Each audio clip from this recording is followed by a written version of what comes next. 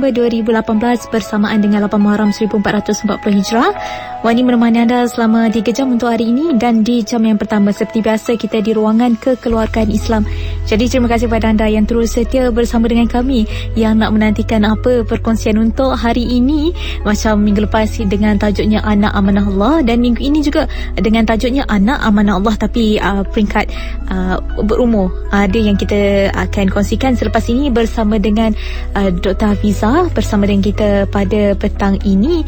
Dan jadi kepada anda yang ada sebarang persoalan kan, boleh ajukan kami ke talian mesra kami 097433858 atau 0974888630. Jadi bagi anda yang mungkin terlepas untuk menyaksikan perkongsian minggu lepas, jangan risau. Wani kami dah pun buat live di page Facebook Kelantan FM, dan ketika ini juga kami ada live di page Facebook Kelantan FM. Jadi kepada anda yang belum lagi ikuti, boleh ikuti dengan carian RTM Kelantan FM. Baiklah, tanpa kita melengahkan masa, kita mempersilakan bersama dengan Dr. Hafizah Haji Mustaqim untuk menyampaikan tentang di ruangan kekeluargaan Islam pada hari ini. Silakan. Bismillahirrahmanirrahim. Assalamualaikum warahmatullahi wabarakatuh. Para pendengar yang dikasihi sekalian, innal hamdulillahi nahmaduhu wa nasta'inuhu wa nastaghfiruh wa na'udzu billahi min syururi anfusina wa min sayyiati a'malina may yahdihillahu fala mudhillalah wa may yudlil fala hadiyalah. Asyhadu an la ilaha illallah wa asyhadu anna Muhammadan abduhu wa rasuluh. Allahumma shalli ala Muhammad wa ala ali sayyidina Muhammad.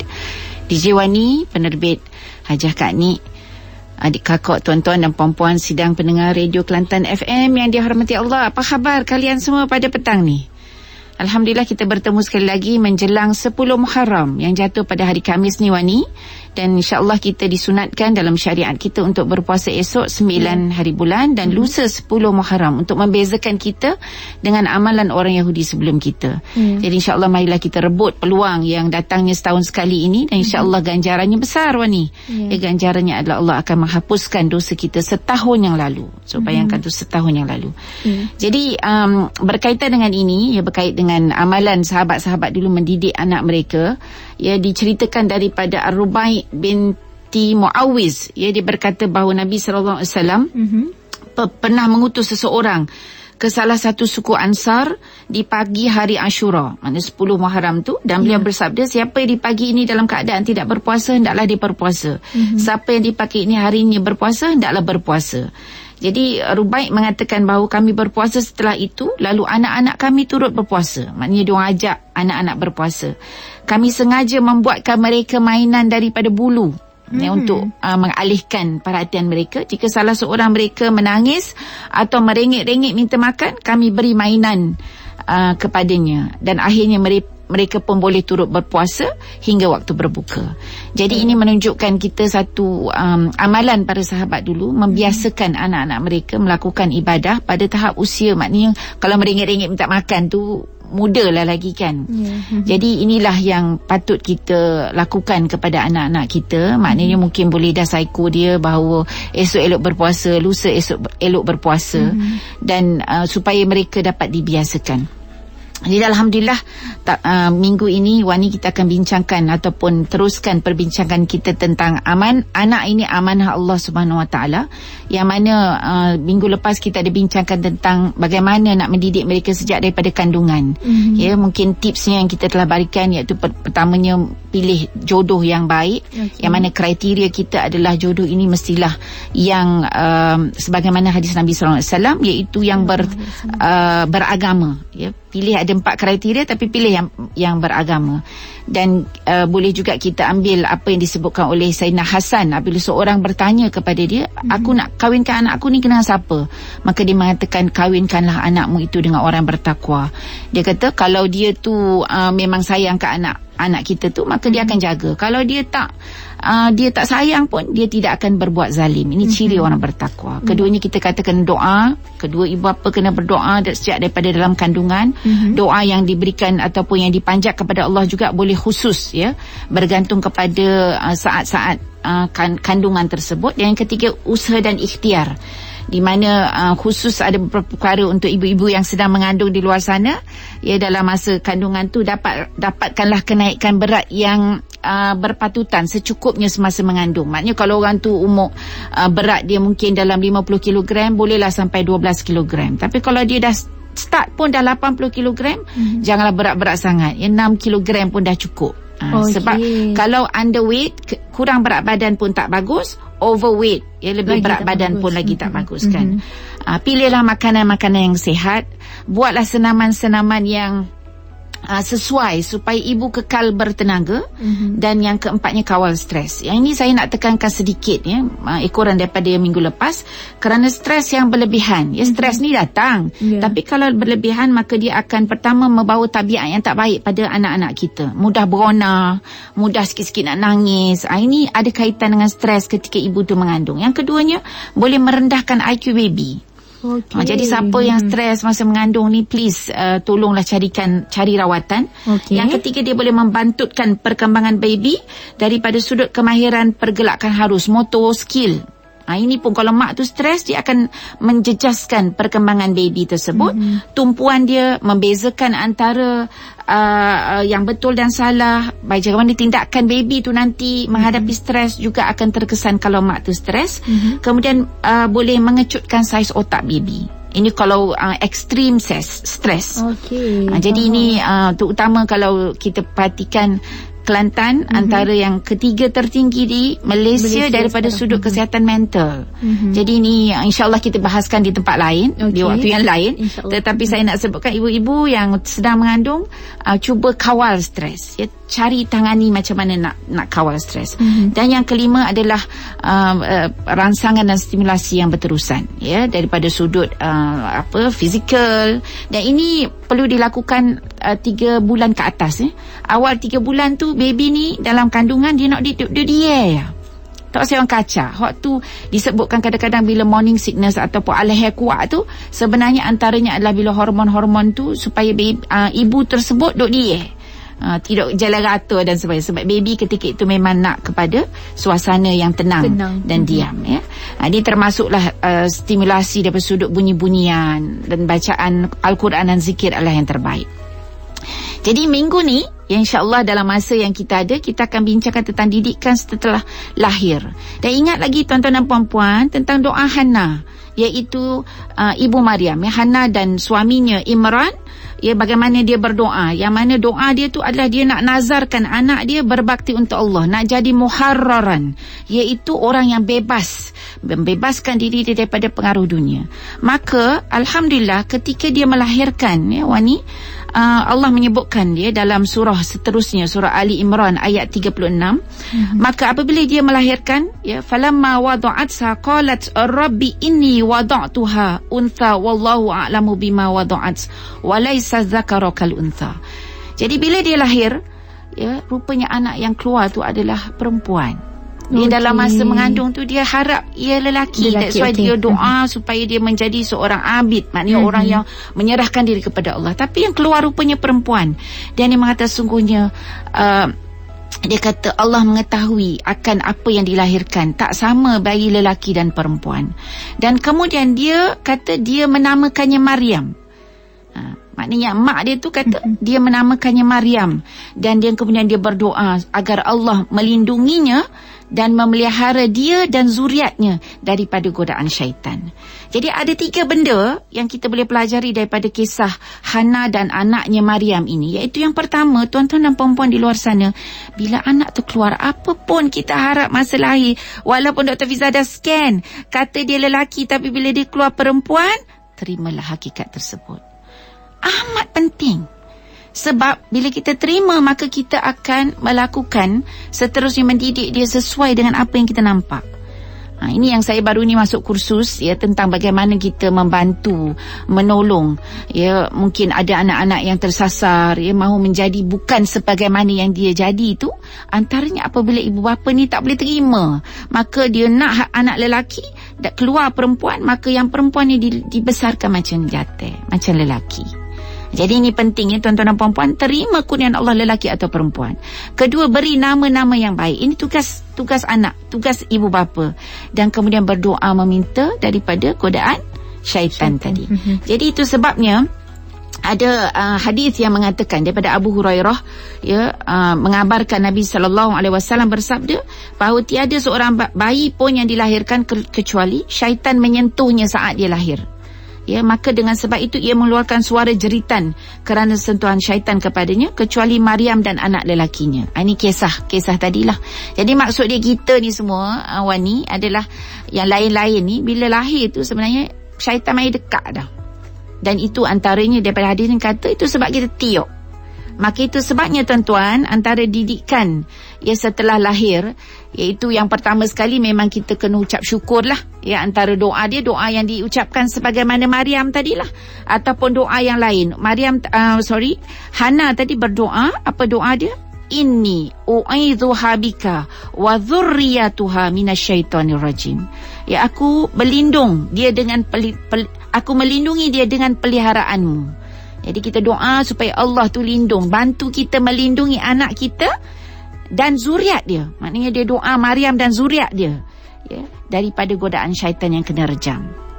Jadi ini sunnah dia lah, kita boleh berdoa macam tu. Yang keduanya, kita juga diajar dalam syariat kita tuan-tuan dan puan-puan, antara perkara yang mesti kita buat adalah mendengarkan kalimat-kalimat Allah ke telinga anak kita lepas dia lahir. Jadi apa yang kita patut baca, iaitu azan di telinga kanan dan iqamah di telinga kiri. Jadi ini sepatutnya adalah ayat yang pertama yang didengar tuan-tuan dan puan-puan oleh anak kita seawal kelahiran dia. Antaranya bila dengar dah kalimat Allah, kita sebut aja Allahu Akbar, Allahu Akbar, maka insya-Allah mudah-mudahan syaitan yang nak goda anak kita akan lari jauh-jauh. Dan cuma syaitan ni adalah makhluk yang datang dan pergi kan. Sekali kita baca doa, dia lari. Patut mari pula. Maka doa ni tuan-tuan dan puan-puan perlu kita bacakan kepada anak kita berulang-ulang kali. Jadi itu yang kedua Pertama berdoa, yang kedua azan dan iqamah. Yang ketiganya tuan-tuan dan puan-puan adalah kita juga disyariatkan atau disunatkan untuk mentahnik atau belah mulut anak kita. Ini yang dilakukan oleh sahabat-sahabat dulu. Bila anak lahir je, mereka akan bawa. Contohnya Abu Musa Asy'ari. Dia bawa anak dia, seorang lelaki yang lahir, bawa kepada Rasulullah SAW. Bagi dia menamakannya Ibrahim, anak Abu Musa ni, lalu mentahniknya dengan kurma dan memohon keberkatan baginya. Setelah itu menyerahkan bari itu kepadaku. Jadi dalam sudut ini, mentahnik ni lazimnya dalam masyarakat kita adalah bagi kepada tok-tok guru untuk belah mulut anak kita ni. Dengan cara dia adalah orang alim tersebut kunyahkan kurma dan kemudian ambil air dia letak dekat langit-langit. Kalau tak ada mungkin kurma, mungkin boleh dengan manisan yang lain, umpamanya madu. Tapi itulah, ada orang kata tak ada tok guru sini. Jadi bagi saya, ibu bapa pun boleh melakukannya untuk anak-anak mereka. Jadi yang penting buat itu sebagai satu sunnah. Jadi daripada sudut saintifiknya boleh kita katakan kemungkinan upacara atau cara kita letak manisel tu dekat lelangit anak tersebut, tuan-tuan dan puan-puan, sebenarnya merangsang. Di mana kita tahu bahawa lidah langit-langit ni antara yang amat kaya, penuh dengan saraf-saraf yang boleh merangsang anak tersebut di awal kelahiran dia. Itu nombor 3 bahawa yang boleh kita lakukan. Nombor 4, tuan-tuan dan puan-puan, ni amalan-amalan yang kita patut lakukan adalah menamakan baby tersebut, anak kita tersebut, pada hari pertama atau hari ke-7 kelahiran. Dan nama macam mana yang kita kena cari? Maka nama yang baik dengan makna yang baik. Nama nabi-nabi, nama malaikat, nama orang-orang soleh. Itu antara yang boleh kita lakukan. Jadi yang penting bagi saya, nama tu adalah yang boleh dijiwai oleh anak tersebut. Jadi antaranya ibu-ibu kalau boleh nama tu janganlah panjang sangat ataupun nama campur-campur Maznah dengan Daud jadi Mazda contohnya kan. Itu singkatan. Singkatan yang mungkin lucu, tapi kalau boleh ada makna lah. Dan kalau boleh kita panggil nama anak tersebut dengan nama yang kita berikan. Contohnya nanti kita panggil anak kita Umi, namakan anak Umi Khadijah. Kerana Umi mengambil sempena dengan wanita pertama yang memberikan sokongan kepada baginda Nabi SAW. Jadi kita ceritakan kehebatan Khadijah. Ini lama yang Umi bagi. Umi beri nama anak Umi dengan nama Muhammad Naim. Sebab inilah nama syurga. Contohnya yang mana Umi nak anak Umi ni menjadi penghuni syurga satu hari kelak dan boleh membawa Umi ke syurga contohnya. Jadi buat anak kita, tuan-tuan dan puan-puan, bangga, suka dengan nama tersebut kerana ada sejarah di sebalik kenapa kita panggil dia kan. Okey, nombor 5. Ini ringkas-ringkas saja Wani petang ni. Mencukur anak tersebut. Jadi telah menjadi kebiasaan dalam masyarakat kita apa? Dia cukur rambut tapi cukur jambu. Betul? Mungkin 7 hari dia cukur. Molek dah cukur tapi sebaiknya memang cukur belakang. Jangan takut lebatnya, sayanglah nak cukur anak ni sebab rambut lebat. Sebenarnya bila kita cukur tu, dia merangsang deria mata dia, telinga dia, rasa dia bila kita cukur habis. Jadi itu sunnah ni adalah mencukur keseluruhan biar tumbuh rambut yang baru. Dan bila kita cukur tu, kita boleh timbang rambut tersebut dan beri sedekah sesuai dengan timbangan.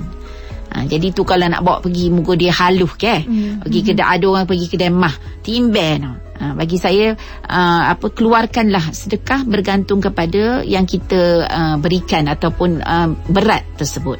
Iaitu nombor 5. Nombor 6, apa dia kita kena buat untuk anak kita, tuan-tuan dan puan-puan, adalah dengan menyembelih kambing untuk akikah. Menurut mazhab kita, menurut Imam Syafi'i, ia masuk dalam sunat muakkad, iaitu sunat yang diberatkan, sunat yang dituntut.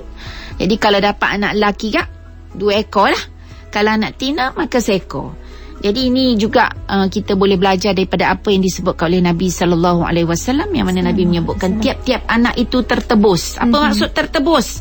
Terpelihara daripada kemudaratan dan kemungkaran. Maknanya bila kita akikah tu, maka dia terselamat daripada dengan akikahnya. Maka disembelihlah haiwan untuknya pada hari ke-7, dicukur kepalanya dan diberi namanya. Jadi ini bagi kita yang berkemampuan mungkin 7 hari, kalau tak pun 14 hari, kalau tak pun sebelum balik lah kalau boleh, maka usahakanlah supaya anak tersebut kita sembelihkan. Nombor 7, bersunat atau berkhitan. Yang ni sunnahnya adalah hari ke-7. Tapi masyarakat kita, mungkin dalam masyarakat Malaysia ini belum jadi satu budaya. Kita biasanya dia dah darjah, sekolah rendah tu baru kita sunatkan. Jadi banyak tuan-tuan dan puan-puan hikmah daripada sunat ni, daripada sudut kesihatan, daripada sudut pelbagai sudut. Sebenarnya ia adalah satu sunnah yang perlu kita lakukan untuk anak-anak kita. Khitan bagi wanita, bagi perempuan, anak perempuan, ia ada khilaf di antara pakar-pakar kita tentang daripada sudut sama ada ia sunat atau sunat yang bagaimana. Jadi bagi kita yang penting, bagi kita yang maknanya ada 2 pendapat, sama ada ianya adalah sunat yang diberatkan ataupun ia adalah satu yang harus, maknanya boleh buat atau boleh tak buat. Itu bagi saya sendiri adalah satu kekhilafan atau perbezaan pendapat yang memberikan keuntungan kepada kita. Jadi bagi mereka yang nak sunatkan anak anak perempuan, maka sebaiknya dibuatlah di tempat yang selamat, mengikut prosedur yang bersih dan sebagainya. Itu penting. Dan yang ke-8, ini yang saya nak tekankan sikit pada petang ni, tuan-tuan dan puan-puan, adalah kita mulalah memberikan anak kita, tuan-tuan dan puan, dengan makanan yang terbaik yang diberikan oleh Allah. Anak kita, maka yang terbaik bagi anak manusia ni tidak lain dan tak bukan adalah air susu ibu. Dan ini diceritakan oleh Allah Subhanahu Wa Taala dalam surah Al-Baqarah ayat ke-233 dengan begitu panjang lebar.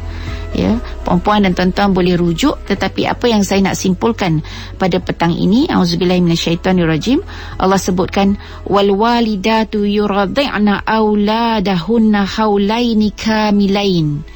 Dan ibu-ibu hendaklah menyusukan anak-anak mereka selama 2 tahun genap, iaitu bagi orang yang hendak menyempurnakan susuan itu. Makna the best adalah 2 tahun.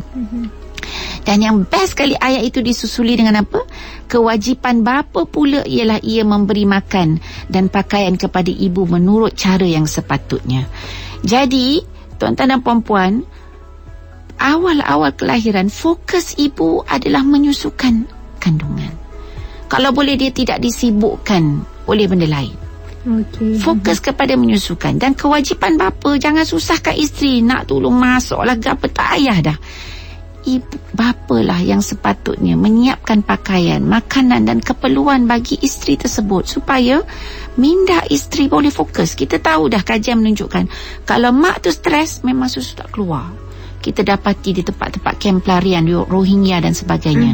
Bila duduk dalam kem-kem seperti ini, maka susu memang tak keluar. Jadi tugas bapa-bapa yang faham adalah dia memang buat, ini orang panggil bukan merajakan suami, buat isteri dia macam permaisuri masa tu, supaya dengan makanan yang sihat, supaya susu keluar dengan baik. Malah saya boleh katakan separuh kesusahan isteri ketika melahirkan hilang dengan dua benda. Satu, pertama dia tengok baby tu, tengok baby pegang tangan.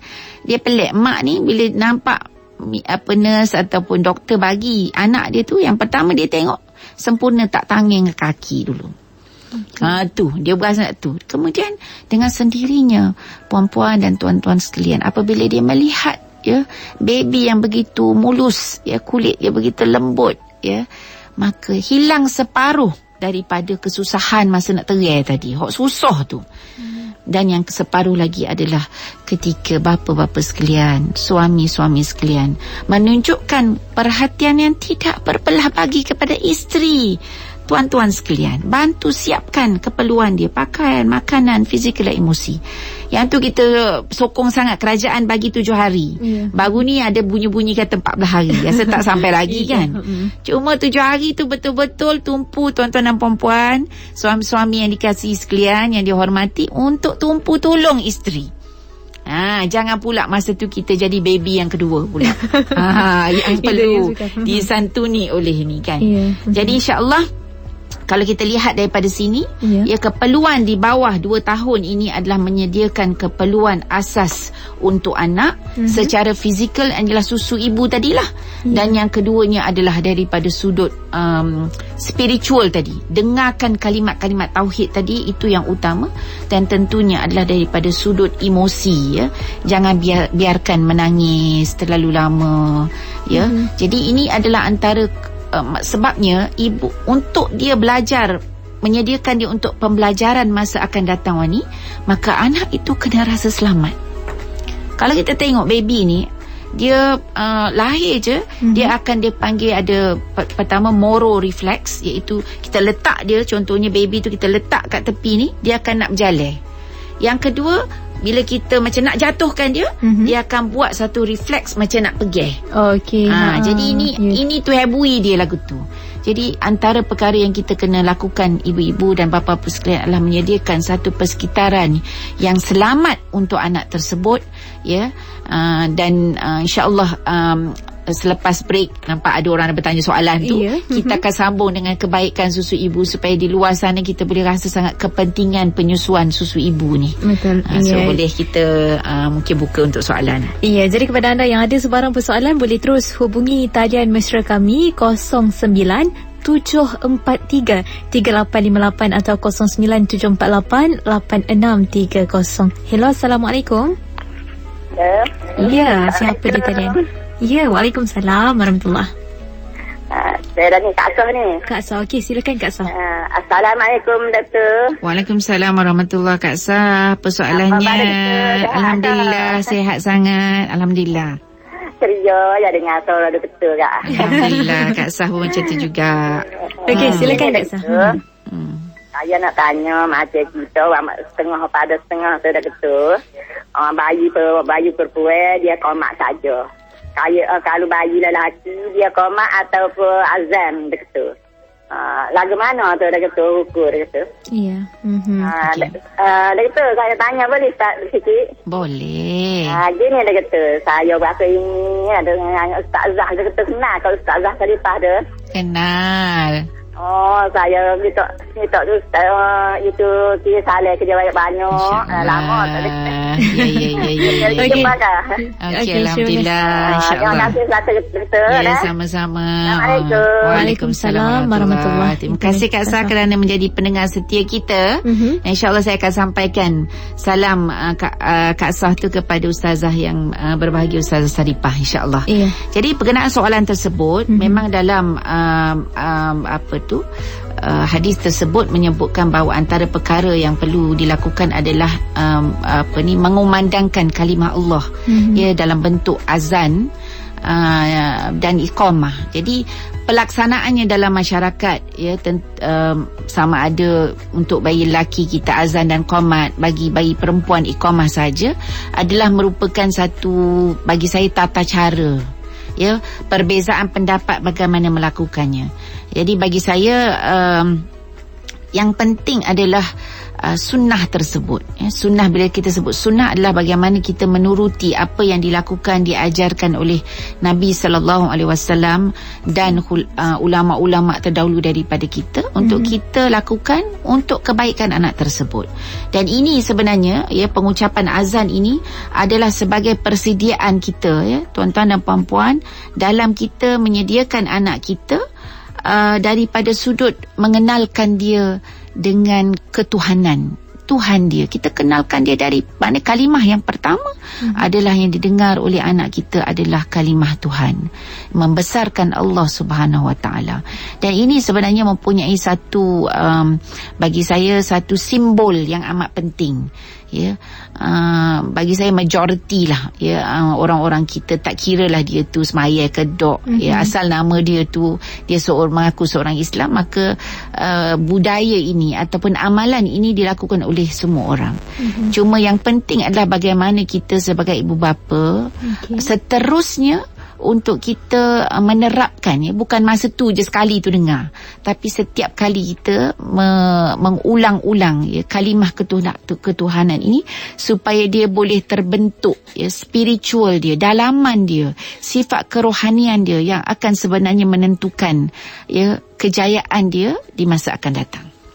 Jadi saya nampak ada satu soalan tu, tapi saya rasa saya nak teruskan sikit je sebelum kita jawab soalan tersebut. Ni kebaikan susu ibu. Sebab saya rasa perlu diterangkan kepada, ataupun secara ringkas kita terangkan kepada semua, kerana apa yang berlaku dalam masyarakat kita adalah bagi saya perlu dipertingkatkan. Sebab kalau kita tengok statistik yang terakhir adalah untuk 6 bulan yang pertama kita quite tinggi juga, 98%. Maknanya daripada 100 orang 98 dapat susu ibu, sekurang-kurangnya untuk 6 bulan yang pertama ataupun awal-awal tersebut. Tetapi untuk anak yang diberikan susu ibu secara dipanggil eksklusif, sepenuhnya susu ibu untuk 6 bulan pertama ya, hanyalah 47.1%. Dan ini ya, tuan-tuan dan puan-puan, adalah amat jauh daripada apa yang berlaku di Korea contohnya. Orang Korea 80%. Jadi ini berkait dengan, bagi saya bukan kita tak say, tapi mungkin ilmu ataupun pengetahuan yang perlu disebarkan dalam masyarakat kita. Sebab menyusukan susu ibu tak semudah yang nampak. Susah. Ada yang awal-awal tak keluar susu, ada yang puting tenggelam, ada yang sakit, ada yang macam-macam, ada yang lepas operation, ada yang stres melahirkan susu, melahirkan anak tak cukup bulan contohnya. Jadi oleh sebab itu, sebab daripada 47% tu yang menyusukan secara sampai 2 tahun lagi down, lagi sikit. Ya. Dan bila kita kaji, 70% wanita yang menyusukan susu badan sehingga 12 bulan dipanggil ada lactation consultant ataupun orang yang dia runding, dia tanya, berbanding dengan orang yang tak menyusu sampai 1 tahun tu, dia hanya ada 55% saja yang bertanya orang. Maknanya yang tak menyusukan tu tak tanya orang, tak dapat maklumat. Jadi kita nampak di situ ada keazaman individu, perlunya banyak membaca, dia kena bersedia, dan antaranya adalah bersedia daripada sudut maklumat ya. Ya tuan-tuan dan puan-puan, rupanya susu anugerah Allah diberi kepada ibu tersebut mempunyai banyak kebaikan, khasiat untuk anak, khasiat untuk ibu, faedah untuk masyarakat. Dan tepatlah beratus tahun yang lepas, ya, Ibn Sina, ya, seorang ahli perubatan, ahli falsafah, kita mengatakan bayi itu mendapat susu dengan susu ibunya kerana dengan zat dalam air susu ibu itu sangat besar manfaatnya untuk ketahanan tubuh dan ancaman penyakit. Bayangkan, ni disebut oleh Ibn Sina beratus tahun yang lepas. Jadi untuk ibu ni, untuk anak ni macam-macam makanan yang lengkap, cegah penyakit, cegah alahan, cegah kematian mengejut, cegah kecil manis dan kanser. Untuk anak-anak kita akan lebih cerdik dan cergas tubuh badan serta cerdik emosi dia. Faedah untuk ibu, terutama ibu yang naik sangat berat badan tadi, bila menyusukan susu ibu, satu, dia ada hormon nama oksitosin. Dia akan mengecutkan peranakan kita. Jadi cepat siar ni. Dan setiap susuan yang anak kita ambil, perempuan sekalian, badan kita akan cepat turun. Jadi berlumba-lumbalah untuk menyusukan susu ibu. Dan faedah untuk keluarga dan masyarakat, of course lah. Bila dah susu ibu, tak payahlah beli susu tin. Susu formulanya bukan murah. Maka tentunya dengan kesihatan ibu makin sihat, anak tu makin sihat. Faedahnya untuk masyarakat begitu banyak. Cuma kita kena berbalik. Kenapa susukan susu ibu tu? Sebab seorang yang bernama Amr bin Abdullah, dia cakap dengan isterinya, jangan susui anak seperti binatang menyusui anaknya hanya kerana sayang. Tetapi susulah anak kita tu disertai dengan niat untuk mencari redha Allah, agar kelak bila dia dewasa, dia boleh mentauhidkan Allah dan beribadah kepadanya. Jadi tujuan tu amat penting, tuan-tuan dan puan-puan. Saya teringat satu kajian yang dibuat termasuk di Kelantan ini, dan ditemu bual ibu-ibu kita termasuk di pedalaman, dan amat berbeza jawapan yang diberikan oleh ibu-ibu kita di pedalaman dengan ibu-ibu yang di luar yang terdedah dengan maklumat.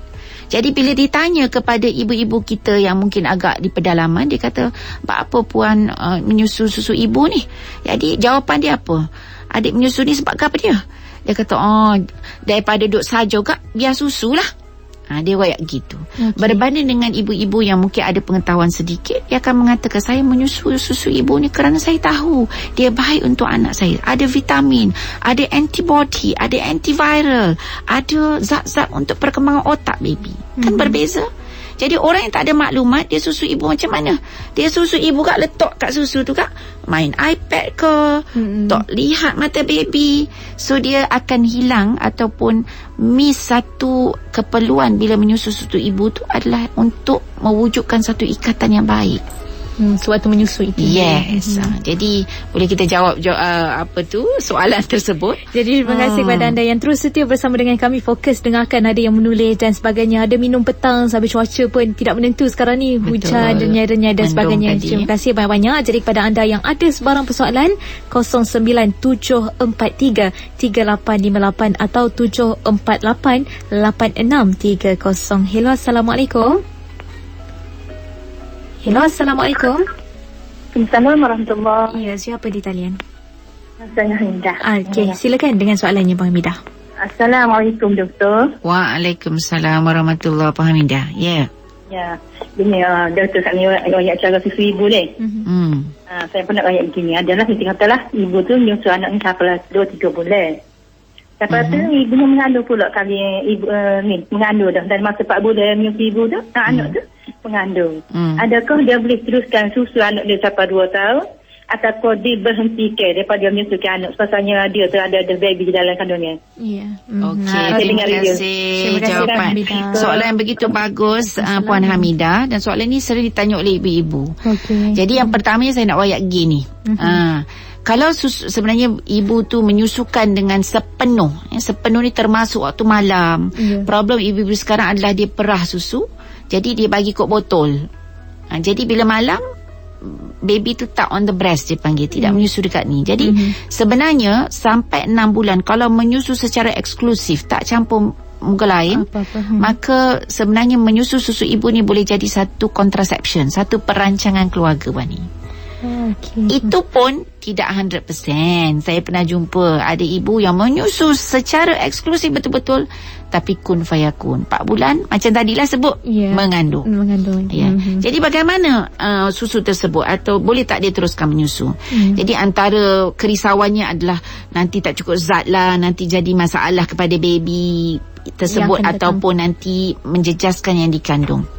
Jadi kalau ikut kajian, kalau kita berada di Malaysia ni contohnya yang cukup makan dan sebagainya, kalaulah kita ni menyusukan susu ibu, terus menyusukan walaupun kita mengandung, ataupun maknanya kita menyusukan anak kita walaupun kita mengandung, sebenarnya dia tidak menjejaskan ya anak, sama ada anak yang dikandung ataupun baby yang dekat luar tu.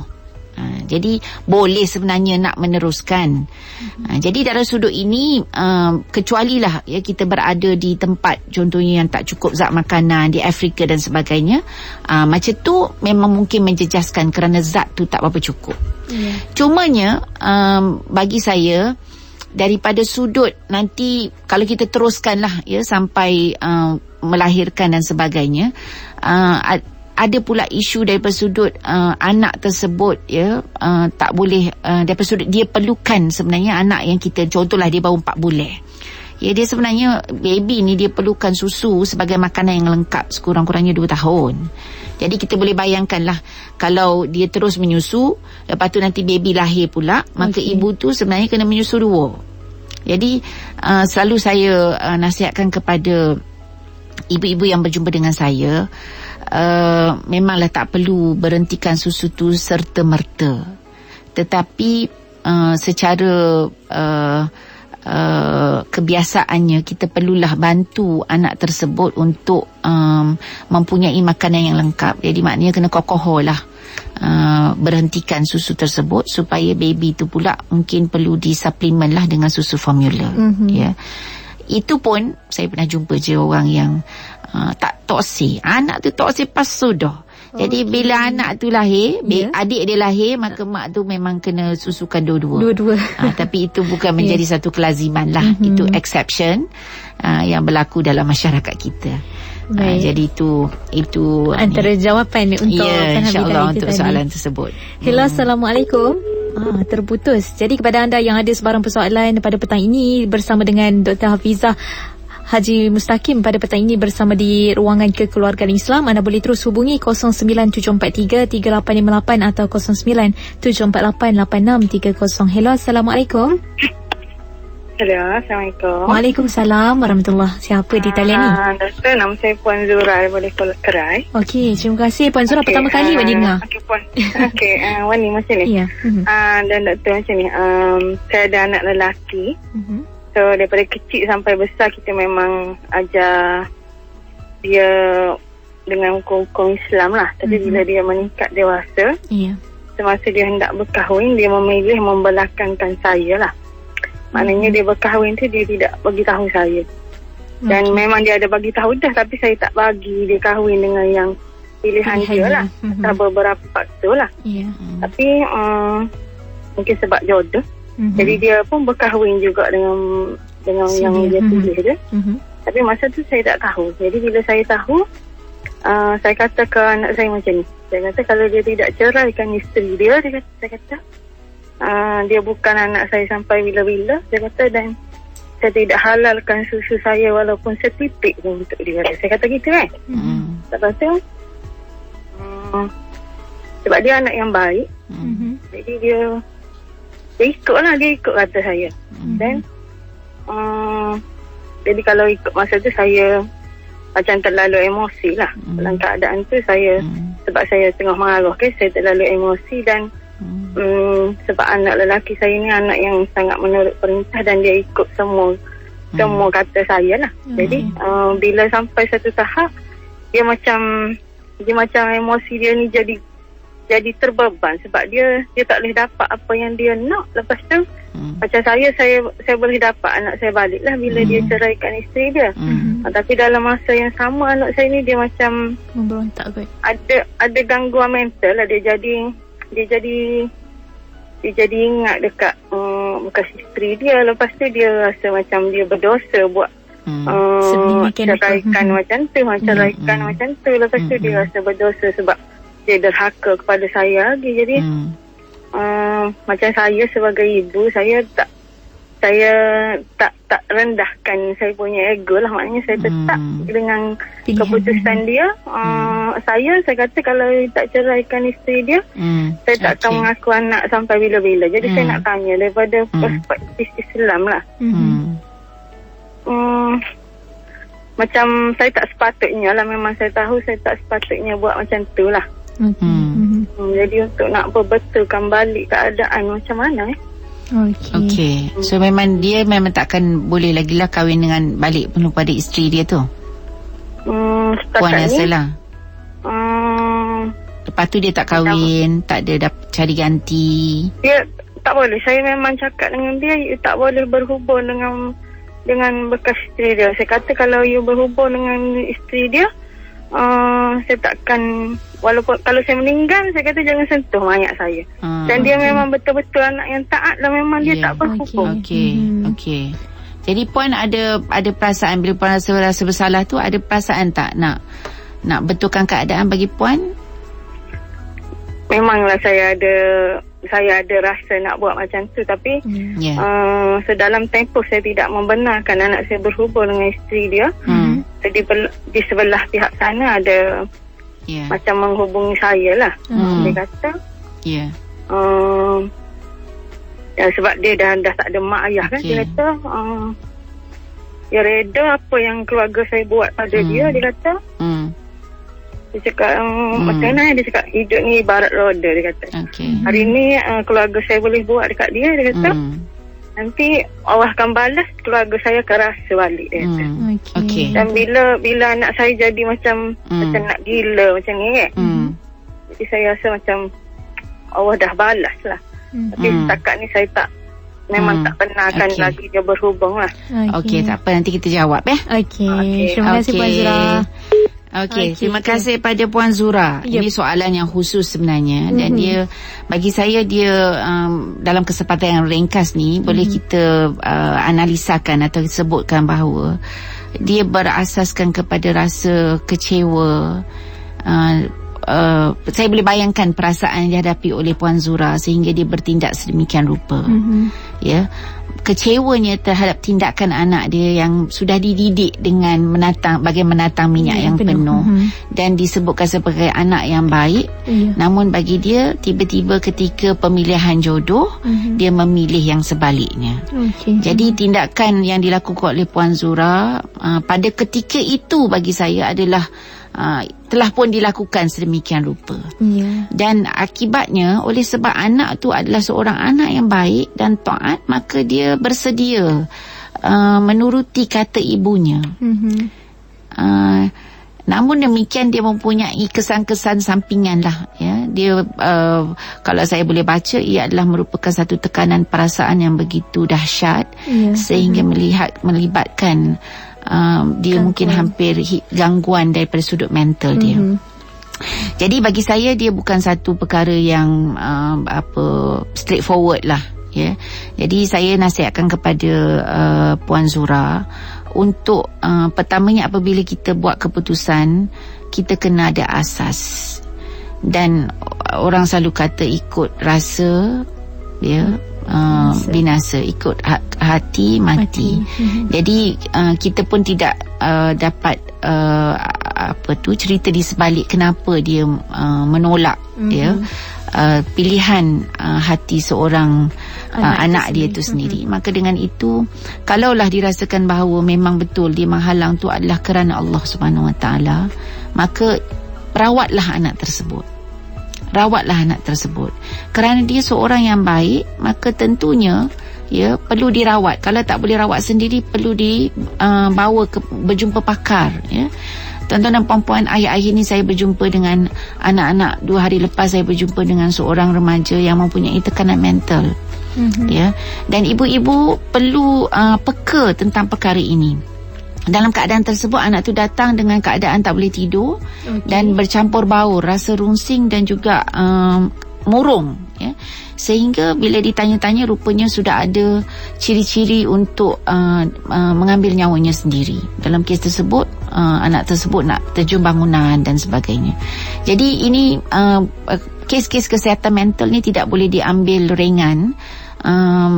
itu merupakan satu kecemasan bagi saya. So kalaulah dilihat bahawa perkara itu adalah satu yang mendesak, yang pertama perlu dibawa anak tersebut untuk mendapat pemeriksaan dulu untuk melihat tahap keseriusannya.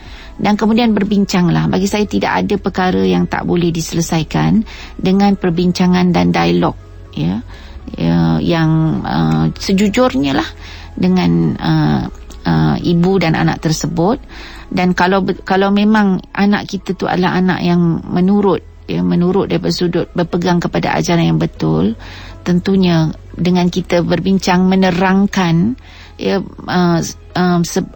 sesudah kita memahami isi hatinya sedalam-dalamnya, maka insyaAllah tidak ada masalah yang tidak boleh diselesaikan. InsyaAllah komunikasi itu pentinglah dalam hubungan keluarga. Apapun, terima kasih Puan Zura. Dan Puan Zura merupakan pertama kali bersama dengan kita. Terima kasih banyak-banyak Puan Zura, kami amat menghargailah. Dan mungkin kita dah pun dikesungkan waktu. Mungkin Doktor boleh simpulkan apa yang dikongsikan pada petang ini. Okay, Alhamdulillah tuan-tuan dan puan-puan, kita pada petang ini telah membincangkan tentang mendidik anak daripada 0 hingga 2 tahun, ya. Dan apa yang kita bincangkan sebenarnya adalah menceritakan tentang perkara-perkara yang amalan-amalan yang perlu dilakukan atau sewajarnya dilakukan oleh ibu dan bapa kepada anak mereka. Yang antara amalan-amalannya adalah dengan kita yang pertama bersyukur dan berdoa, azan dan iqamah sebagai satu simbol untuk kita menerapkan kalimat tauhid di kalangan anak kita. Nombor 3, dengan membelah mulut, ya, dengan kurma atau pemanisan. Keempat, menamakan anak kita dengan nama-nama yang baik yang dia akan bangga dengan nama tersebut. Bercukur seluruh kepala anak tersebut. Nombor 6, melakukan ibadah akikah. Ketujuh, bersunat. Dan yang ke-8-nya adalah memberikan makanan yang terbaik, air susu ibu. Dan saya nak tutup ruangan ini, tuan-tuan, pada petang ini dengan mengatakan bahawa mengikut satu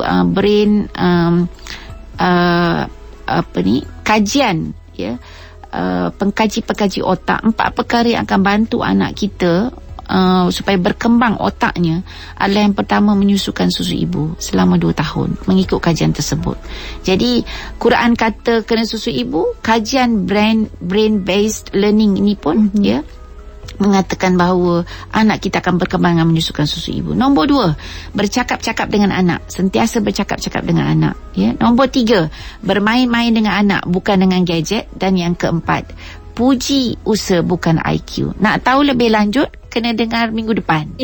Sebab ini adalah bahan bicara yang kita akan bicarakan minggu depan. InsyaAllah. Jadi apapun, terima kasih kepada anda yang terus setia bersama dengan kami, tidak kira di mana jua anda berada. Terima kasih juga kepada Dr. Hafiza Haji Mustaqim bersama dengan kita pada petang ini. Jadi kepada anda yang nak terus bersama, nak tahu apa lagi yang akan dikupaskan bersama dengan doktor, terus bersama minggu depan, InsyaAllah, tentunya di ruangan kekeluargaan Islam. Dan bagi kepada anda yang terlepas peluang untuk menyaksikan dari awal lagi kita perbincangan kita pada hari ini, jangan risau, anda boleh ikuti page Facebook Kelantan FM. Juga kami telah pun buat live sekarang ini, jadi anda boleh kongsikan. Semoga apa yang dikongsikan pada petang ini bermanfaat untuk semua. Terus bersama dengan Radio Malaysia Kelantan FM, penuhi